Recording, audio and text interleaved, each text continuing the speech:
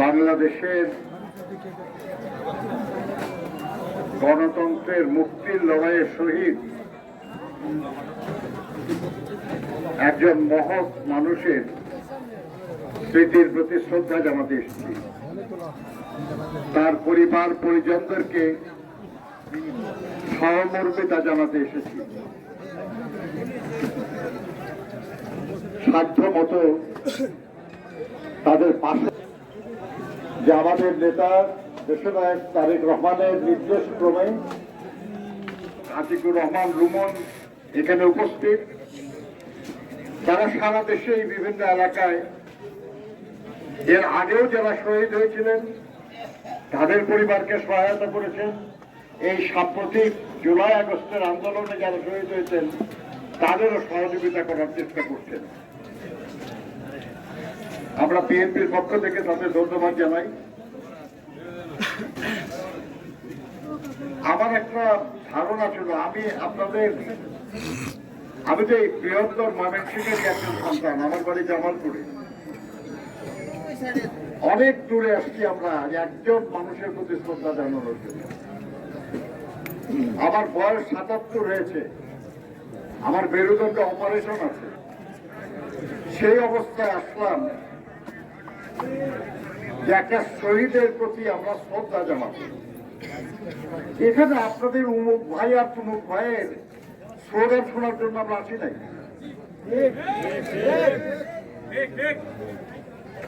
এবং বারবার বলার পরেও আপনাদের এই আচরণ যারা করেছেন, আমি বিএনপির একজন কর্মী হিসেবে লজ্জিত। আমি শহীদ জিয়ার সঙ্গে কাজ করেছি, আমি বেগম খালেদা জিয়ার সঙ্গে কাজ করেছি, আমি দেশনায়ক তারেক রহমানের সঙ্গে কাজ করছি।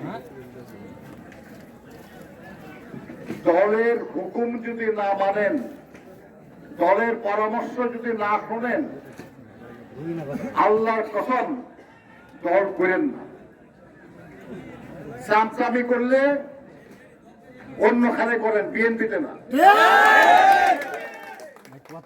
আপনাদের আচরণে আমি রাজনীতি দেখি নাই, কিছু ব্যক্তির প্রতি চামচামি দেখেছি। আল্লাহর রাস্তায় এটা বন্ধ করেন, দলের খুব ক্ষতি হয়ে যাচ্ছে। আমি তো স্থায়ী কমিটির সদস্য, অর্থাৎ পার্লামেন্টারি বোর্ডের সদস্য। নমিনেশন যারা দেয় সেই কমিটির সদস্য। তো আপনারা ইভেন্ট করতেছেন, বুঝতে পারতেছেন না যে নিজেরই ক্ষতি করতেছেন। আপনি যাকে ভালোবাসেন তার ক্ষতি করতেছেন, বুঝতেছেন? বন্ধ করেন। আর আজকের এই দিন বিশেষ করে, যেদিন একজন শহীদের প্রতি আমরা শ্রদ্ধা জানাতে আসছি, সেখানে আজকে সবচেয়ে গুরুত্বপূর্ণ তো ওই শহীদ। আজকে সবচেয়ে গুরুত্বপূর্ণ ওই শহীদের পরিবার। আমার এখানে যারা নেতৃত্ব করেন তাদের শোনা হবে কেন করলেন? রাজনীতি বুঝেন না, আর যদি না বুঝেন তাহলে করেন কেন? আপনাদের কতবার নিষেধ করা হয়েছে? আমাদের পার্টির সিদ্ধান্ত এটা যে আজকে দেশের একটা দুঃসময় যাচ্ছে, আমরা গণতন্ত্র ফিরে পাই নাই এখনো, আমরা স্বৈরাচার এবং ফ্যাসিবাদের পতন ঘটে, সেটা পুনঃপ্রতিষ্ঠা হবে নির্বাচিত একটা সরকারের মাধ্যমে। যখন এই দেশের মানুষ নির্বিঘ্নে ভোট দিতে পারবে এবং তাদের বলতে পারবো যে দেশে গণতন্ত্র পুনঃপ্রতিষ্ঠিত হয়েছে। সেই জন্য যখন কাজ চলছে, সেই সময় যারা পরাজিত শক্তি তারা যখন বিশৃঙ্খলা করার চেষ্টা করছে, সেই সময় আরো যারা বিশৃঙ্খলা করে তাদের কি আমাদের লোক মনে হবে না ওই পরাজিত শক্তির মনে হবে? তাহলে কি করতেছেন আপনারা? বন্ধুরা আমার, মৌলানা সাদিক এবং তার মতো আরো যেসব সহস্রাধিক মানুষ, কোন হিসাবে তার একটু কম কোথাও বেশি, যারা শহীদ হয়েছেন তাদের সবার আত্মার মাগফিরাত কামনা করছি। তাদের স্মৃতির প্রতি শ্রদ্ধা জানাই। আল্লাহর কাছে প্রার্থনা করি যেন আল্লাহ তাদেরকে শহীদ হিসাবে কবুল করেন। আমিন। যারা আহত হয়েছেন আমরা চাই আল্লাহ যেন তাদের দ্রুত সুস্থ করেন।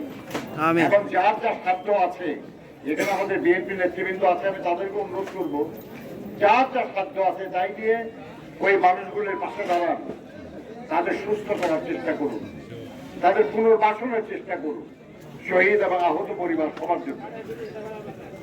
আজকে বক্তৃতার কোনো বিষয় না। যে লড়াইয়ে আমাদের প্রায় 65 লক্ষ নেতা কর্মীকে হয়রানি করা হয়েছে, আমাদের অসংখ্য নেতা কর্মীকে নানাভাবে ক্ষতিগ্রস্ত করা হয়েছে, আহত করা হয়েছে। এই যে লড়াই, সেই লড়াইয়ের একটা পর্যায়ে এসে ছাত্র জনতার গণঅভ্যুত্থান হলো এবং দেশ থেকে স্বৈরাচারের বিদায়। আমরা হাসিনা সরকারের পদত্যাগ চেয়েছিলাম, রাজি হয় নাই, দেশত্যাগ করতে হয়েছে। আমরা বলেছিলাম একটা অবাধ, সুষ্ঠু, নিরপেক্ষ নির্বাচন দিন, পদত্যাগ করা লাগবে না, যারা জিতবে তারা ক্ষমতা আসবে, পদত্যাগে লজ্জা হবে না, সেটাও রাজি হয় নাই। এখন কি হলো?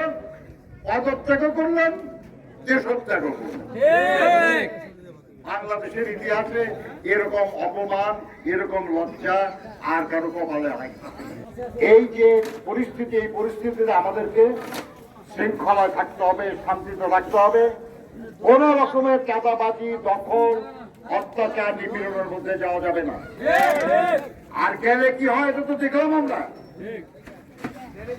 আমাদের নেত্রী দেশনেত্রী বেগম খালেদা জিয়া বলেছেন, আমাদের নেতা দেশনায়ক তারেক রহমান বলেছেন, আমাদের মহাসচিব মির্জা ফখরুল ইসলাম আলমগীর বলেছেন, সবাইকে বলেছেন যে সবাই সাংগঠনিকভাবে দায়িত্ব পালন করুন, সংগঠনকে শক্তিশালী করার চেষ্টা করুন, যারা শহীদ হয়েছেন, সুস্থ আছে, তাদের পাশে দাঁড়ান, কিন্তু কোন রকমের চাঁদাবাজি, দখলদারি, কোন রকমের অত্যাচার, নিপীড়নের মধ্যে যুক্ত হবেন না।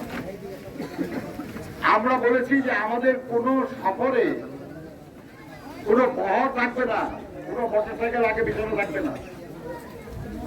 আমি আজকে বলে দিচ্ছি, প্রিন্স সাহেব বলেছেন, তারপরেও বলি, আমার এই মিছিলের আগে যদি কোনো মোটরসাইকেল থাকে কিংবা পিছনে আধা কিলোমিটার বা 1 কিলোমিটারের মধ্যে সামনে পিছনে গাড়িতে লোক থাকবে, তাদেরকে বলবো যে তালিকা করেন কারা এরা, ওদেরকে আমাদের বড় দরকার নাই।